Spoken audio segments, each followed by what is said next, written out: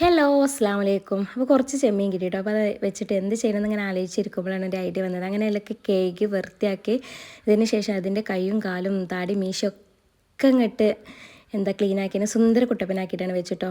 ഈർക്കിളി വെച്ചിട്ടാണ് കേട്ടോ നമ്മൾ ചെയ്യുന്നത്. ഈർക്കിളിമ കുത്തിയിട്ടാണ് പൊരിക്കുന്നത്.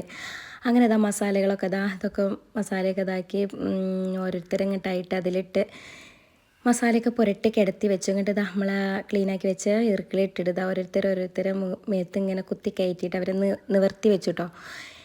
അങ്ങനെ അതിന് ശേഷം ഒരു 10 മിനിറ്റ് അവർ ഫ്രിഡ്ജിലാണ് കയറ്റി വെച്ചു. എന്നിട്ട് പിന്നെ നമ്മളൊരു പാനൊക്കെ വെച്ചിട്ട് ചൂടായതിന് ശേഷം എണ്ണ ചൂടായതിന് ശേഷം ഓരോരുത്തർ ആ ചൂടായ എണ്ണയിലേക്ക് അങ്ങനെ ഇട്ട് കൊടുത്തു.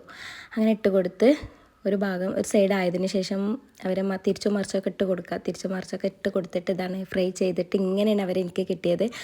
അപ്പം നിങ്ങളും ഇതുപോലൊക്കെ ഉണ്ടാക്കി നോക്കൂ. ഇഷ്ടപ്പെട്ടാൽ ലൈക്ക് ചെയ്യുക, ഷെയർ ചെയ്യുക, സബ്സ്ക്രൈബ് ചെയ്യുക.